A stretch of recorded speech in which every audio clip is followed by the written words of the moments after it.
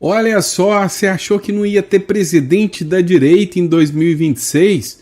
Você viu a última agora que eles estão falando pra gente?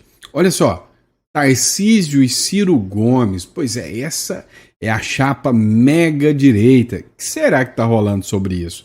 Você acha mesmo que o Tarcísio e o Ciro Gomes serão uma chapa de presidente e vice-presidente da República?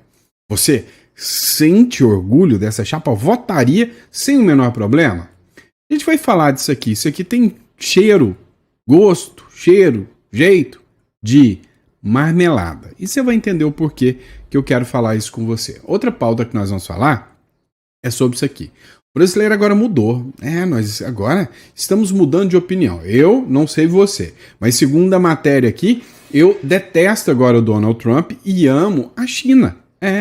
Segundo a matéria da Quaest, a última opinião, engraçado que essa opinião deles sempre vai contrária à minha, né? Eu acho que eu sou um cara do contra.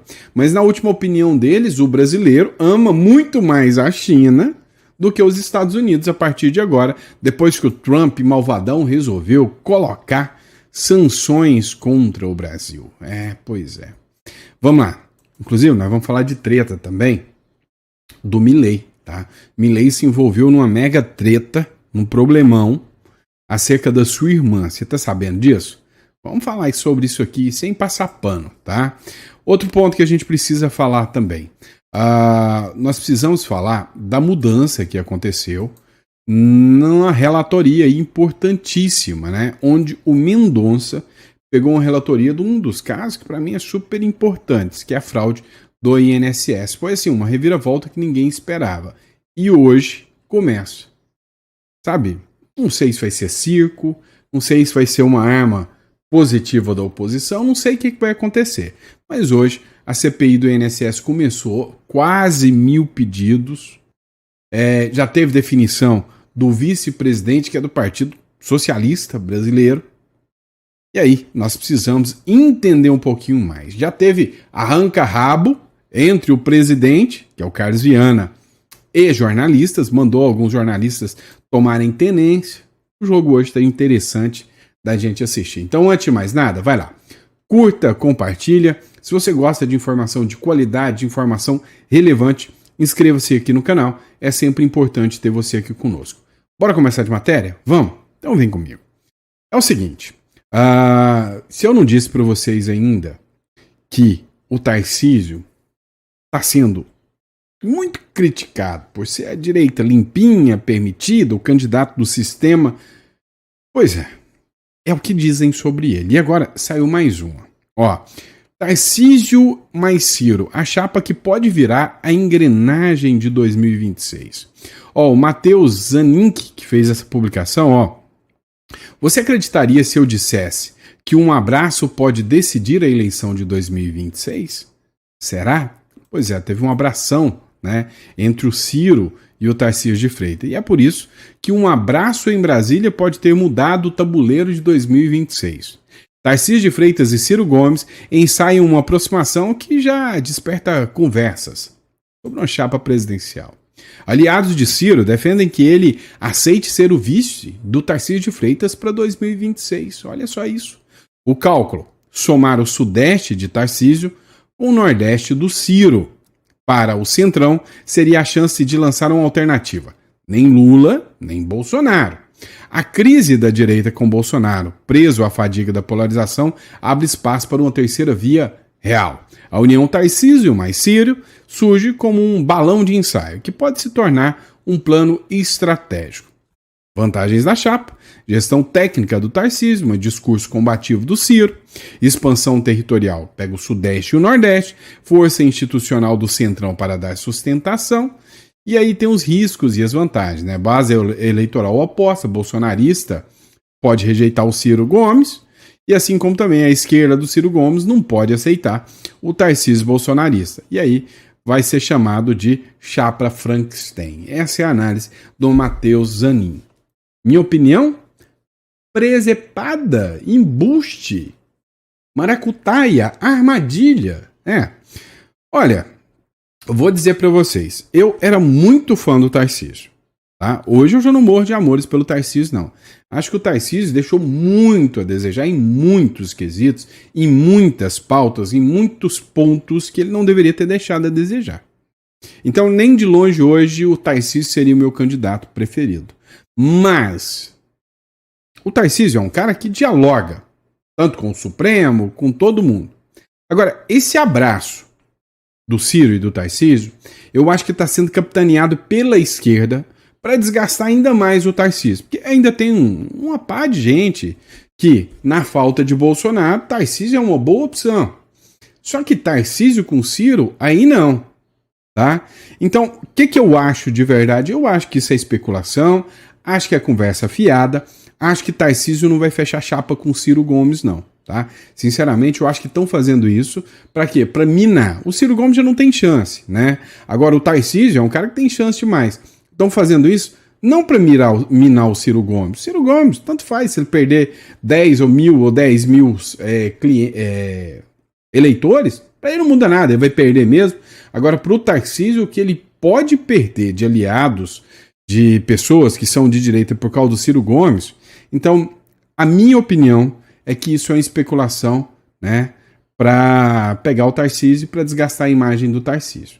Bem que já está um pouco desgastada, né? Vamos lá, você viu essa aqui?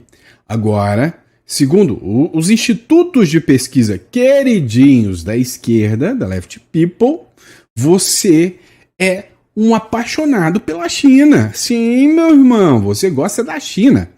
Você não tá nem aí para os Estados Unidos, você tá morrendo de raiva do que o Donald Trump tá fazendo e não quer nem saber dessa história de Donald Trump. Eu, cá entre nós, tem uma novela aí rolando e que a gente tá sempre acompanhando o capítulo. Eu torço pro laranja, não pro vermelho, tá? É o que tá rolando da minha parte. Então eu sou um cara do contra. Olha essa matéria. Quaest. Opinião favorável dos brasileiros sobre os Estados Unidos cai. E sobre a China, saltou. Todo mundo agora acha que a China é uma baita de uma democracia e o Trump é um baita de um ditadorzão. Só que não, eu não acredito nisso. Pesquisa de opinião. A percepção que os brasileiros têm dos Estados Unidos piorou e está no patamar mais negativo desde o início dos levantamentos em 2023, segundo a pesquisa Quaest, divulgada nessa terça-feira. Fez aonde, queridos? Na porta de alguma facção? Na porta do presídio? Né? Porque eu tenho certeza que quem gosta do crime organizado está odiando, detestando o Donald Trump. A China está em seu melhor momento. Os números positivos em relação à Argentina subiram e agora há embate técnico entre os indicadores. Ou seja, a China está bem, tá assim, quanto a Argentina, quanto a China, está todo mundo bem demais, né? A Argentina, sim. O levantamento mostra a visão do brasileiro. Piorou em relação aos Estados Unidos, com percepção negativa, subindo de 24 para 48. Olha só, dobrou. Quem gostava dos Estados Unidos dobrou. Agora, a mesma quantidade de pessoas passou a odiar. Piorou em relação a Israel. Olha só. Isso aí eu duvido, né? Porque o que está sendo pregado de antissemitismo agora, nesses últimos tempos, né? Mas piorou em relação a Israel. Porque tem muita gente burra que acredita nesse discursinho, né? Mas piorou em relação a Israel, com alta de 9 pontos e 50% com visão negativa, né? Ah, sei, tá? Subiu ao analisar a China, que deixou de ter empate entre favorável e desfavorável, com alta de 11 pontos, 49% veio em um país de forma positiva. Manteve empatada sobre a Argentina, indicador favorável subiu 7 pontos. Então, para a Argentina, o brasileiro continua do mesmo jeito. Com o Milei não melhorou, tá? Não melhorou a visão do brasileiro para o Milei, não. Mas está empatada no limite de margem de erro com a divisão desfavorável. Manteve negativa em relação à Rússia. A Rússia mantém-se negativa. Dos brasileiros, veio o país de forma negativa. Eram 60%.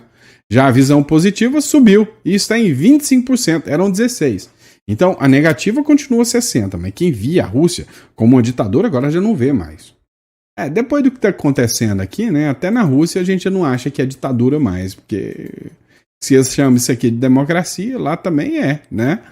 Olha, o que está acontecendo, sinceramente, é que eu não acredito mais nem um pinguinho nesses institutos de pesquisa. Falar que o brasileiro... o brasileiro tá tá gostando mais da China do que dos Estados Unidos. Cara, isso não me convence. Não me convence mesmo. Acho que é presepada. Sai fora, Bino, que é cilada. Vamos lá. Agora, se a percepção de Israel baixou em relação ao Brasil, meu amigo, essa é para acabar, né? Dá uma olhada. Israel rebaixa os laços com o Brasil após recusa em aprovar um novo embaixador. Israel rebaixou os laços diplomáticos com o Brasil após o Brasil se abster de credenciar um novo embaixador israelense no país. Ivan Kleber, correspondente de Londres. Israel rebaixou as relações diplomáticas com o Brasil depois que o Brasil se absteve de credenciar o novo embaixador de Israel no país. Diz uma nota do Ministério das Relações Exteriores de Israel, abre aspas, depois que o Brasil excepcionalmente se absteve de responder ao pedido de agreement do embaixador Dagan, Israel retirou o pedido e as relações entre os países agora estão sendo conduzidas em um nível diplomático inferior. O Ministério também acrescentou ainda que, abre aspas, linha crítica e hostil que o Brasil tem demonstrado em Israel piorou desde que o Hamas iniciou a guerra com seu ataque terrorista em 2023 e foi ainda mais intensificada por comentários feitos ao longo da guerra pelo presidente brasileiro Luiz Inácio Lula da Silva. Eu sou Ivan Kleber, falo diretamente de Londres, no Reino Unido, e hoje é terça-feira, dia 26 de agosto de 2025. Muito obrigado pela audiência. Valeu, Ivan. Obrigado aí. Vamos lá. Vocês entenderam a regra do jogo, né? Você não entendeu? Não é possível. Você não viu que Israel está articulando a cada passo, movimentando a cada passo, Estados Unidos a cada passo para reconhecer o Brasil como uma ditadura anti-Israel? Para que lá na frente, se tiver um submarino nuclear, alguma coisa nuclear aqui, eles têm justificativo suficiente para entrar aqui com o pé na porta. Então, as atitudes que o atual presidente faz colocam o Brasil sim na rota de colisão, são extremamente perigosas para o Brasil. Imagina Brasil sendo inimigo de Israel e dos Estados Unidos. Tá indo bem, hein? Tá indo bem pra caramba. Agora, em compensação, já que a gente falou de Israel, tem que falar do Irã também. Ó. Notícias ao minuto do R7. A Austrália acusa o Irã de orquestrar ataques ao país e expulsar embaixador, né? Expulsou o embaixador. Na terça-feira, o primeiro-ministro australiano Anthony Albanese afirmou que o governo iraniano, comandado pelo líder supremo Ali Khamenei, amigo do Lula pra caramba, segundo aí o ministro de Israel, né? Você vai entender o porquê. Khamenei está por trás de ataques antissemitas no país contra a comunidade judaica e anunciou a expulsão do embaixador iraniano em Canberra. Albanese afirmou que o Irã está por trás dos ataques à sinagoga Adas Israel, em Melbourne, e ao restaurante continental Kitchen em Sydney, na Austrália, e que provavelmente também dirigiu outras ações em solo australiano. Ou seja, a Austrália acabou sendo vítima, né, de ataques terroristas nos últimos dias, né? E a Austrália acusa que esses ataques antissemitas que aconteceram foram justamente oriundos aí de ações do próprio Ayatollah, né, do Ali Khamenei. Então, rompeu as relações, deu linha no embaixador que lá estava. No mesmo dia, já que a gente está falando de Khamenei, esta imagem viralizou como se não houvesse amanhã. Mas viralizou mesmo. O ministro da Defesa de Israel, Israel Katz, né, publicou uma imagem de Lula como fantoche de Khamenei, né, e essa é a imagem que foi publicada pelo ministro da Defesa de Israel. E aí ele disse que o Lula, né, literalmente ele atua em prol dos interesses e das vontades do próprio Khamenei, né? A mensagem foi clara. Matéria da Alice Anelli. A mensagem foi clara. O governo brasileiro deixou de ser apenas crítico a Israel. Passou a se alinhar com regimes que negam o Holocausto e apoiam o terrorismo. Israel acusa Lula de antissemitismo declarado e de transformar o Brasil em aliado de ditaduras como o Irã. Para muitos, uma vergonha histórica para outros, a prova de que o país está sendo arrastado para o lado errado da história. Não sei se você entendeu o que Israel está querendo, né? O que eles estão buscando aqui. A ideia, né, é enquadrar o Lula, sim, como organização terrorista. Né? O que eles fizeram com Maduro, enquadrando, né, as organizações, as facções da América do Sul como organizações terroristas, assim como é lá na linha, né, da Palestina, daquela turma lá. Enquadrando eles como organizações terroristas. Primeiro ponto. Segundo ponto. Coloca o Maduro como líder desses cartéis. Terceiro ponto. Eu uso o exército para minar a economia daquele país e derrubar o Maduro. Via de regra, vamos pegar o Lula. Não podemos vincular o Lula ao crime organizado porque ele não tem a mesma atuação que o Maduro tem. Vamos pegá-lo e vinculá-lo, então, a figuras como o Ayatollah Khamenei, o Irã, e aí vamos enquadrar o Lula como um fomentador, um aliado de grupos de terror. E aí, mais para frente, se justifica os Estados Unidos também entrar aqui com o pé na porta contra o Lula.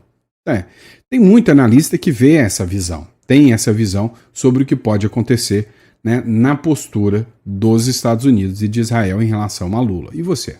Acha que isso pode acontecer ou é beroleibagem da cabeça de quem tem essa visão? Né? Eu acho que sim.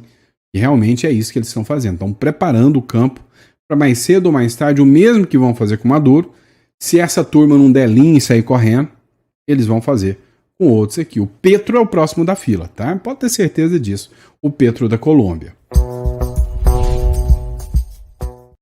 Agora, isto aqui foi uma coisa que pegou muitos de surpresa, porém, é a mídia. A gente nunca vai cair de cabeça no que a mídia fala, mas se for verdade, né, sacanagem do caramba, né? O Milei demonstra apoio à irmã em primeira aparição pública após denúncias de propina contra ela. Pois é. É um escândalo que aconteceu lá na Argentina. Vazou um áudio onde, né, um dos ministros ali do Milei, ele falava, né, sobre fazer o pagamento, né, de licitações, e aí tinha que tirar um percentual, não lembro se era 10%, e aí desses 10%, 3% ia para a irmã do Milei, né? E aí é uma das figuras ligadas ao governo que fala isso, né? Foi o que circulou lá nos jornais argentinos. Em escândalo. O presidente da Argentina, Javier Milei, fez sua primeira aparição pública nesta quinta-feira após as denúncias de corrupção envolvendo sua irmã Karina. Em uma clara demonstração de apoio, Milei levou a irmã, que é seu braço direito, né, no governo, atuando como secretária-geral da presidência para a inauguração do novo edifício da empresa Corporação América e permaneceu sorridente ao lado antes de subir no palco para pronunciar. No discurso, o presidente argentino não falou diretamente das acusações contra Karina, mas fez críticas à imprensa e principalmente ao Congresso. Ele disse que não se importa com o quanto tentam lhe prejudicar. Chamou os jornalistas de mentirosos e rasteiros. Eu concordo. E afirmou que os parlamentares que estão indo contra suas decisões do governo estão prejudicando o país. Aqueles que querem derrubar o programa econômico e o país, promovendo projetos que rompem o equilíbrio fiscal e aprovando absurdos sem financiamento. O que importa para eles é o poder, não os argentinos de bem. Eles são argentinos do mal. O que rola? Tem uma discussão aqui sobre, né, a possibilidade dela ter recebido propina. O que os defensores do Milei, porque o Milei não se pronunciou abertamente sobre isso, falam que o cara que falou sobre esse áudio, né, que deixou vazar esse áudio, era uma figura que já estava em atritos com o Milei. E eles falam que foi um projeto que eles utilizaram esse áudio, né, para implantar ali um atrito para desgastar o governo Milei. Se é ou não é, não sei. Essa é a mesma desculpa que o Lula sempre usou. Se tem corrupção, que se lasque. Não tem que passar pano. Mas primeiro, acreditar no que a mídia fala.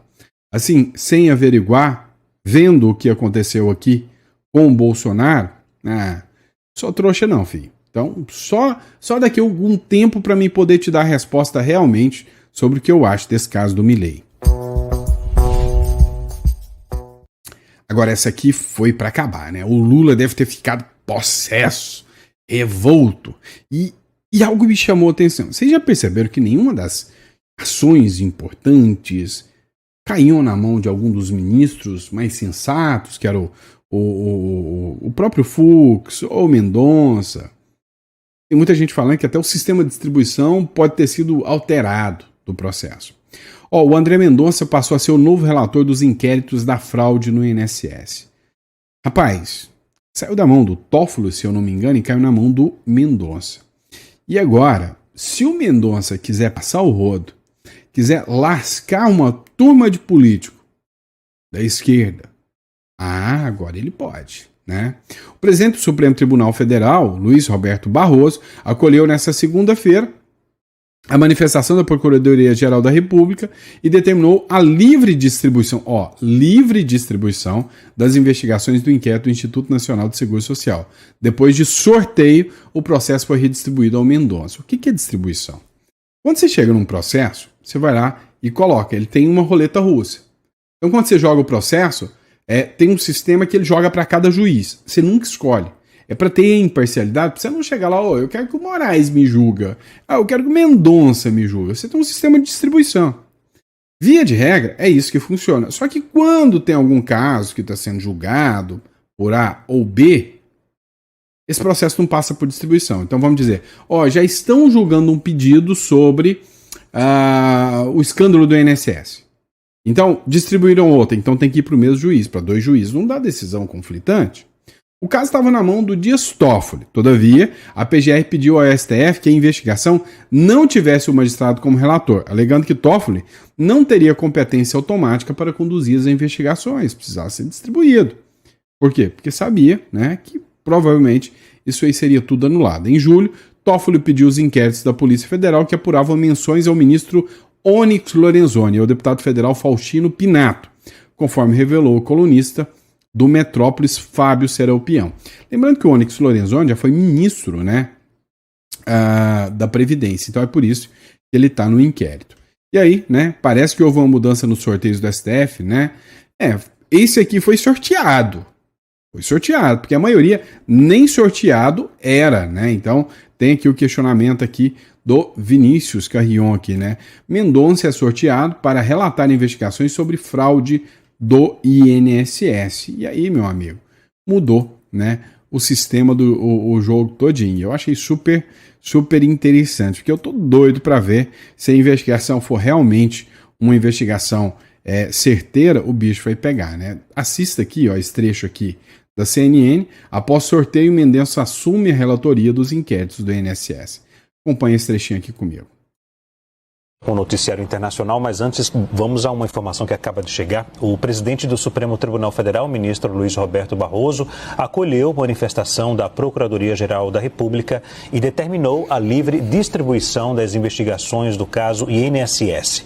Após o sorteio, o processo foi redistribuído para o ministro André Mendonça. Portanto, essa informação que chega agora, André Mendonça é o novo relator de todos os inquéritos que envolvem fraudes em relação ao INSS. Eu vou repercutir rapidamente aqui com os meus colegas de bancada, o Pedro Venceslau e a Juliana Lopes, um assunto, Pedro Venceslau, que pega muita gente de surpresa, porque todos os inquéritos estavam no gabinete do ministro Dias Toffoli, né? E agora o ministro e presidente do Supremo Tribunal Federal disse, vamos voltar para a regra básica, fazer a questão do sorteio, e o sorteio caiu no André Mendonça. Vale lembrar só que são várias ações, algumas estão com o Dias Toffoli e agora vão para Mendonça, mas tem algumas na primeira instância.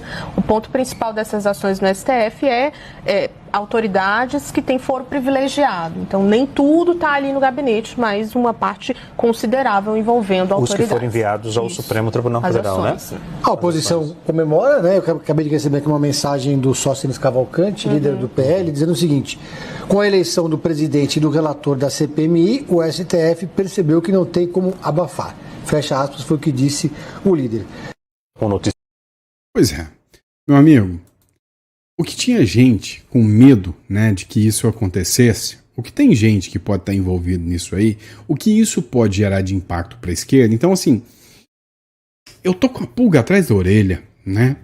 É muita coincidência É muita coincidência para a esquerda vacilar assim, né? O André Mendonça sendo sorteado, pegando a presidência, a oposição pegar a presidência da CPI do INSS, pegar a relatoria, e os ministros do STF não barraram nada. Tem coisa esquisita nisso aí, viu?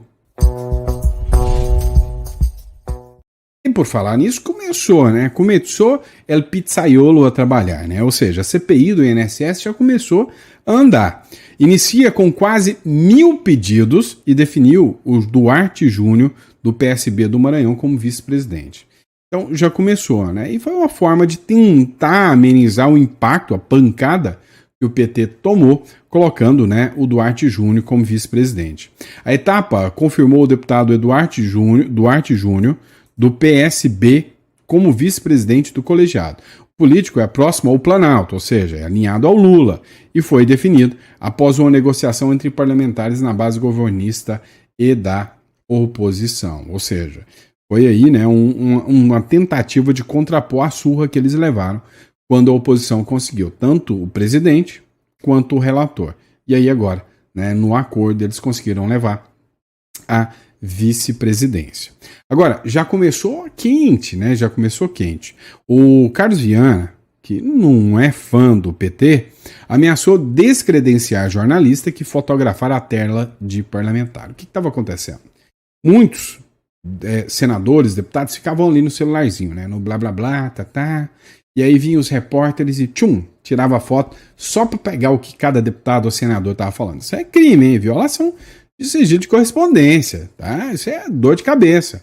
O Carlos Viana falou, ó, se fizer, vai ser descredenciado, não pisa mais na Câmara dos Deputados. Nem no Senado, né? O senador Carlos Viana, do Podemos, presidente da CPMI do INSS, que é a comissão formada por deputados e senadores para investigar fraudes em aposentadorias e pensões, ameaçou suspender a credencial de veículos de comunicação que publicarem flagras das telas dos celulares e computadores dos parlamentares. Cara, eu sou a favor da liberdade de imprensa sim, tá? Beleza, mas eu concordo com o Carlos Viana. Você pode até achar ruim o que eu vou falar, mas tá certo. Tá lá o deputado, senador, tá ali, talvez no momento íntimo dele. Se bem que ele tá no momento de trabalho, não deveria estar no momento íntimo, mas pode estar combinando alguma coisa pra esposa. Ó, saindo daqui eu vou passar em casa, alguma coisa, põe aquela lingerie assim, sabe? É outra coisa, né? Mas ele pode estar fazendo isso. E aí vem um repórter e tira ali, então concordo com o Carlos Viana que não deveria, né, literalmente, ser autorizado, não. E aí tudo tem regra, né, gente? Tem que ter regra para a coisa funcionar. Vamos lá, CPI do INSS. Relator propõe ouvir ex-ministros e concentra investigações a partir do governo Dilma. Adivinha, a Dilma pode voltar à cena. Olha isso, que maravilha. Diante desse quadro, após a apresentação do plano de trabalho, deliberaremos um conjunto de requerimentos iniciais para aprovação, que em muito contribuirão para a elucidação dos fatos. E como justificado em um primeiro momento, serão foco da apuração os eventos relacionados aos descontos associativos e legais a partir do ano de 2015. A partir do ano de 2015, ou seja, vai ser investigado. Presta atenção. Dilma, Temer, Bolsonaro e Lula. Perfeito. Tem que investigar tudo mesmo. Quem não deve, não teme. Eu tenho a minha convicção aqui, ó. Meu chute. Desses aí, só um, né, ainda consegue bater no peito e falar anticorrupção. Os outros, né? Ai, não, aí não, né? Mas vamos lá, né? A CPI do INSS vai investigar fraude no governo de 4 ex-presidentes, que eu disse, né? A Dilma pode voltar. Você tá com saudadinha da Dilma, tá? A Dilma você pode voltar a ver ela nos noticiários agora. É a Dilma, o Temer, o Bolsonaro e o Lula. Vamos assistir. Vai sair tão interessante isso aí, pode ter certeza, tá? E é isso aí, pessoal. Se você gostou, curte, compartilha. Manda esse vídeo para mais pessoas, sempre um prazer estar aqui com vocês. Muito obrigado pela confiança, pela credibilidade. E a gente volta, com toda certeza, daqui a pouquinho com mais um editorial para vocês. Grande abraço.